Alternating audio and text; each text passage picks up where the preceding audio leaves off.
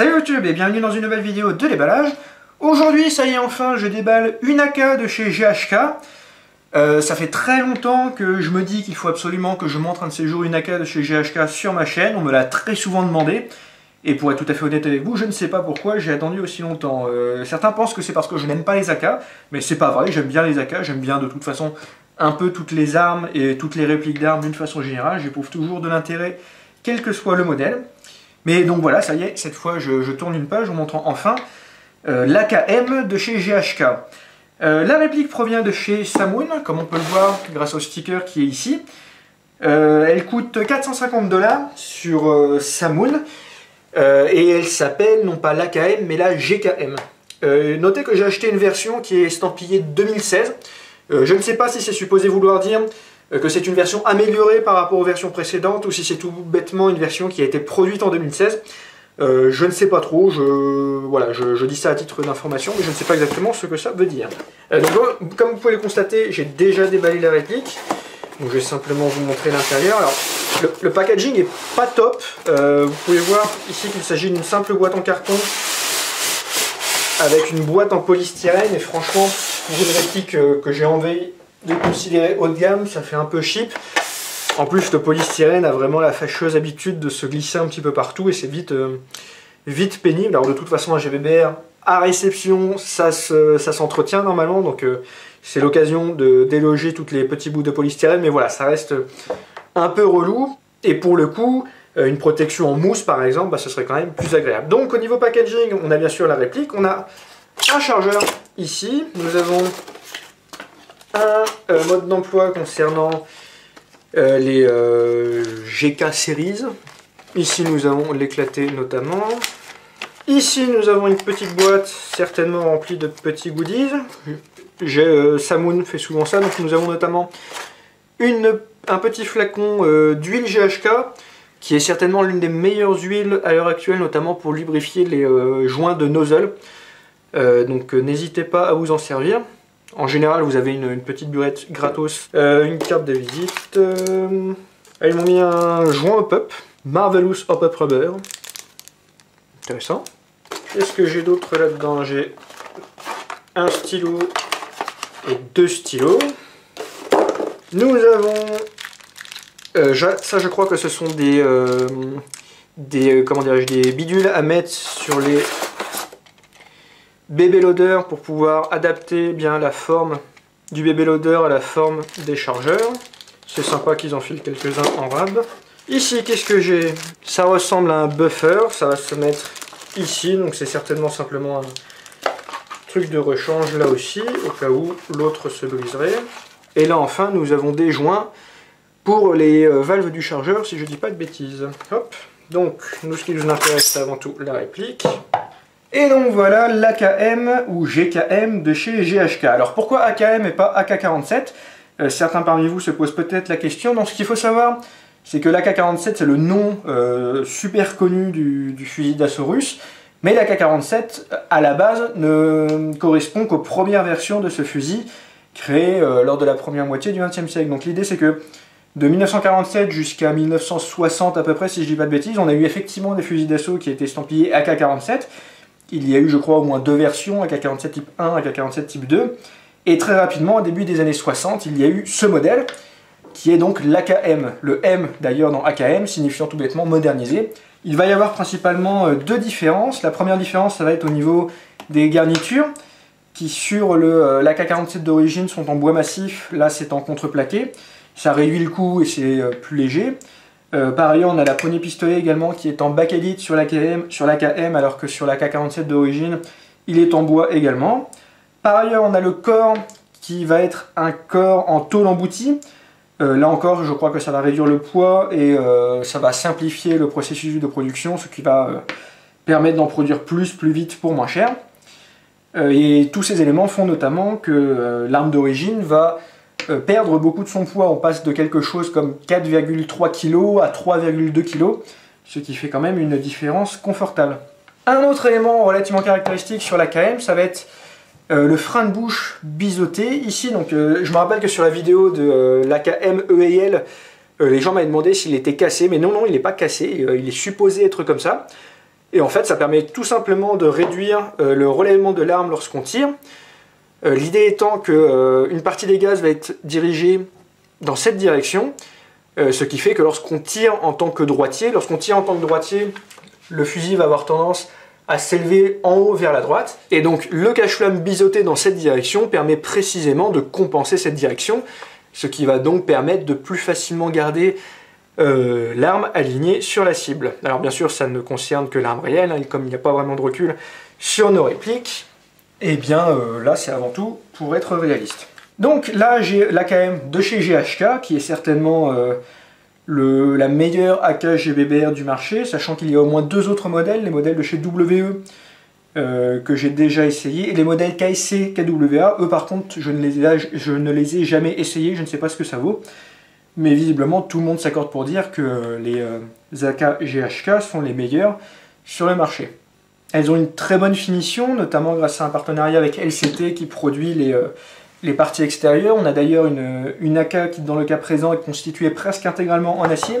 Donc le corps qui va être en acier, le top cover qui va être en acier, là, le sélecteur de tir qui est en acier, les coques du chargeur, le ponté, le levier de désenclenchement du chargeur, la détente, pas la culasse visiblement, la culasse n'est pas en acier, on a le viseur, la partie ici pour démonter, le tube d'empreinte gaz. Alors le canon externe lui ne va pas être en acier non plus, ça va être l'une des rares exceptions. La tigette de nettoyage qui est là uniquement pour reproduire le vrai, je ne vous conseille pas de vous servir de cette tigette là pour effectivement nettoyer votre canon. Le front sight, le cache-flamme, enfin voilà, qui a vraiment énormément d'acier. Ici l'attache-sangle au niveau de l'avant, ici l'attache-sangle au niveau de l'arrière. Ici le chargeur d'origine, donc avec la logique de chez GHK qui consiste à mettre la valve d'injection en dessous de la valve de percussion et non pas en dessous comme sur la plupart des autres marques et des autres modèles. Donc moi c'est une solution que j'aime bien, d'une part parce que la valve d'injection va être masquée lorsque le chargeur est inséré dans la réplique, ce qui au niveau du visuel va permettre d'avoir une réplique donc plus réaliste. Par ailleurs ça va également du coup protéger en quelque sorte la valve d'injection qui va se salir moins facilement. Le chargeur en l'occurrence va pouvoir contenir jusqu'à 40 billes à peu près. Donc comme on l'a vu tout à l'heure, GHK Samune fournit un bébé loader conçu spécifiquement, enfin plutôt avec un adaptateur conçu spécifiquement pour les chargeurs. Alors contrairement à ce qu'on pourrait penser, il ne va pas falloir le mettre directement comme ça, mais il va plutôt falloir avoir un angle un petit peu comme ça. Donc c'est un coup à prendre, c'est un petit peu pénible, mais toujours est-il que voilà, au bout d'un moment on finit par prendre le coup et à remplir les chargeurs relativement facilement. Je le montrerai dans la vidéo de tir. Alors bien sûr le démontage va être très réaliste, on va d'abord enlever le chargeur hop, comme ça. Ensuite au niveau du top cover ici nous avons un bouton qu'il faut enfoncer pour pouvoir ensuite enlever le top cover. Alors mon exemplaire étant tout neuf, c'est relativement pénible à faire pour le moment. Je ne sais pas si en dessous de l'objectif de la caméra je vais réussir. Hop, voilà, donc on a le top cover qui s'en va comme ça. Ensuite on enlève le ressort de recul, et puis ici, la culasse, on a le buffer là, il faut enlever également.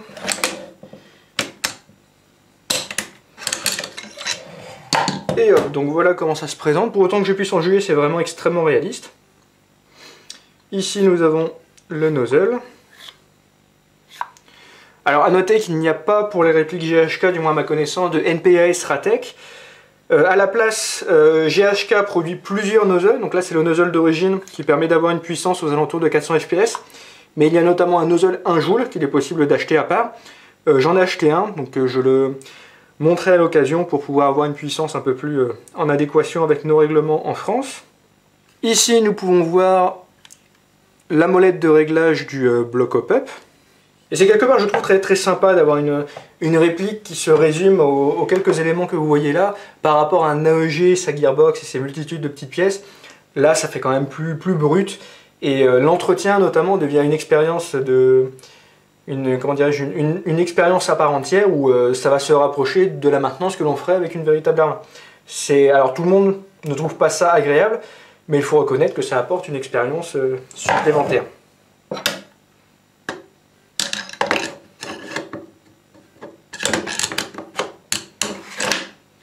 Chuck.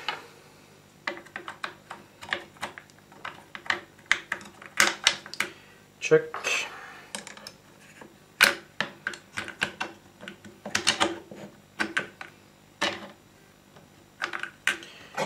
Chuck.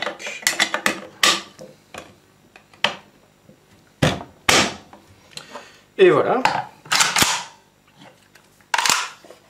Alors on peut voir bien sûr que la molette de réglage du hop-up est directement accessible en tirant la culasse de cette façon, il n'y a pas besoin de tout démonter.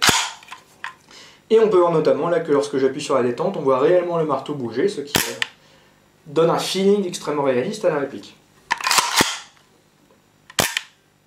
Alors, les petits défauts de réalisme qu'on peut quand même trouver à la réplique, c'est notamment la course de la culasse, qui va ici au maximum, alors que sur un vrai, on pourrait aller jusqu'à l'extrémité qu'on voit ici. Par ailleurs, GHK a un système qui permet à la réplique de ne pas tirer lorsqu'il n'y a plus de billes dans le chargeur. On peut voir ici, sur le chargeur, le petit loquet qui est responsable du système d'arrêt de tir lorsqu'il n'y a plus de billes dans le chargeur. Cela étant dit, donc là j'ai le chargeur sans billes dans la réplique, j'arme la réplique et voilà ce qui se passe lorsque j'appuie sur la détente. Rien du tout, c'est-à-dire qu'on ne voit même pas ici le marteau s'abattre, alors que si c'était un vrai, pour le coup on devrait avoir un marteau qui s'abat. Alors ça n'est pas forcément un très gros problème, mais du coup on perd un petit peu de réalisme en termes de feeling. Si je compare avec ceci, donc il s'agit de mon AKS 74 UN de chez WE, et bien là on peut voir que les deux défauts que je viens de citer ne sont pas vraiment présents sur ce modèle. La culasse pouvant être reculée jusque là, alors c'est pas encore aussi loin que sur un vrai, mais c'est déjà plus loin. Et par ailleurs, donc là on n'a pas de bille dans le chargeur, et si j'appuie sur la détente, on a vraiment le marteau qui s'abat avec vraiment une sensation au niveau de la détente. Et alors j'aime beaucoup les AKGHK, il n'y a pas de souci, mais pour le coup on peut donner un petit crédit à WE pour ces deux petits détails.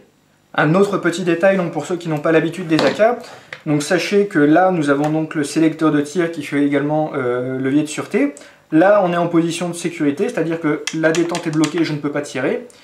Dans la position intermédiaire, nous avons le cran de full auto. Donc c'est pas forcément la même logique que sur d'autres types de répliques, comme par exemple les M4, où le premier cran ça va être le semi-auto. Non, là le premier cran ça va être du full auto. Ça peut être un peu déroutant selon le genre de logique auquel vous êtes habitué. Et donc le cran tout en bas ça va être le cran de semi-auto. Donc j'ai choisi le modèle AKM tout simplement parce que j'avais envie d'un modèle un peu old school, mais j'ai également acheté énormément d'accessoires qui vont me permettre de tacticaliser un petit peu cet AK. Alors l'avantage étant que ce sera réversible pour le coup. Donc, alors je m'excuse mais je n'ai retenu aucun des noms, donc tous les accessoires seront dans la description de la vidéo, donc vous pourrez aller jeter un coup d'œil si ça vous chante. Ici nous avons la partie supérieure, si je ne dis pas de bêtises, d'un garde-main. Là nous avons un top cover avec rail Picatinny qui va se mettre comme ceci. Là nous avons la partie inférieure du garde-main. Nous avons également 3 chargeurs supplémentaires que j'ai achetés et également des chargeurs Hephaestus. Ici il y a également un Magwell Hephaestus, un levier de sélecteur de tir avec notamment une petite excroissance pour le doigt ici. Et là nous avons également un autre système de levier de désenclenchement du chargeur qui se met de part et d'autre du pontet ici et qui permet de désenclencher un chargeur directement avec l'index. Voilà donc pour tous les accessoires que j'ai achetés en même temps que la réplique. Donc tous ces accessoires sont disponibles sur le site de Samune à une ou deux exceptions près, notamment les chargeurs Hephaestus ne sont pas dispo. Donc voilà un peu ce que ça donne en entier. Donc ce que je vais faire, c'est que je ferai bien sûr une vidéo de l'AKM standard. Et ensuite, je montrerai tous les autres accessoires. Je ferai peut-être une deuxième vidéo à ce moment-là pour vous montrer un peu ce que ça donne avec des accessoires pour tacticaliser votre AK. En somme, voilà, je crois que j'ai dit à peu près tout ce que j'avais à dire à ce sujet. Donc, comme d'habitude, je vais faire une vidéo de tir. Je vous montrerai donc la puissance d'origine, la cadence de tir, la portée, la précision. J'essaierai de faire des tests un petit peu de cooldown, même si voilà, on est au printemps maintenant, donc je ne pourrai pas faire des tests dans le froid. Ce sera des tests à des températures normales, entre guillemets. Je ne doute pas que la réplique s'en sortira très bien, parce que j'ai déjà essayé pas mal d'AKGHK au final.